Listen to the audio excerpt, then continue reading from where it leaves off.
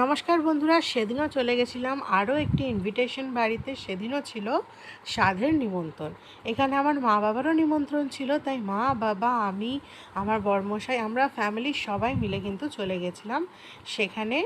আর খেতেও বসে গিয়েছিলাম। চলে এসেছিলো দেখো জলের বোতল, প্লেটে পড়ে গেছিলো লেবু, আর এনারা তো গাজর খেতে অলরেডি স্টার্ট করে দিয়েছে, মানে পড়ে গেছে স্যালাড। তারপর দেখো চলে আসে সসের সাথে ডিমের ডেভিলের ডিম কিন্তু হাফ করেছিল, খেতে কিন্তু বেশ ভালোই ছিল। এরপর বরমশাই কিন্তু আমাদের সাথে খেতে বসেনি, কারণ নিজেদের যেহেতু রিলেটিভের স্বাদের অনুষ্ঠান ছিল, তাই উনিও চলে গেছিলেন পরিবেশন করতে। তো দেখো এখানে উনি পরিবেশন করছেন সাদা ভাত, আমার পাতেও পড়ে যায় সাদা ভাত। এরপর চলে আসে ভেজ ডালটা একটু পাতলাই ছিল, খেতে কিন্তু মোটামুটি ভালোই ছিল। শসা দিয়ে খেতে, লেবু দিয়ে খেতে কিন্তু বেশ ভালোই লাগছিল।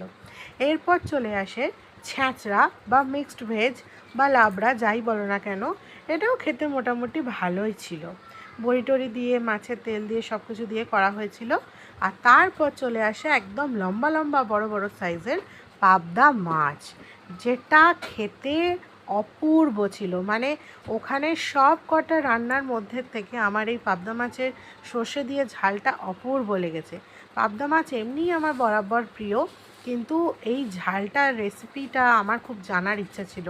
খুব খেতে ভালো হয়েছিল। তারপরে চলে আসে কাতলা মাছের আলু দিয়ে কালিয়া। আমি তখনও পাবদা মাছ খেয়ে যাচ্ছি, কারণ একটাতে আমার মন ভরেনি, আরও একটা নিয়ে নিয়েছিলাম। এরপর দেখো কাতলা মাছটাও তোমাদের দেখিয়ে দিই। কাতলা মাছের সাইজগুলো কিন্তু বেশ বড় বড় ছিল, যেটা দেখে বোঝা যাচ্ছে কিনা আমি বলতে পারছি না, কিন্তু খেতেও খুব ভালো ছিল, আর বড় বড় সাইজের মাছের পিসগুলো ছিল। এরপর খেতে না খেতেই চলে আসে চাটনি, আর চাটনির সঙ্গে তো থাকবেই পাঁপড়, এটা তো একে অপরের পরিপূরক, আগেই বলেছি। এরপর চলে আসে রসগোল্লা, তারপর চলে আসে কুলফি মালাই। তো আজকের ভিডিওটা কেমন লাগলো অবশ্যই জানিও।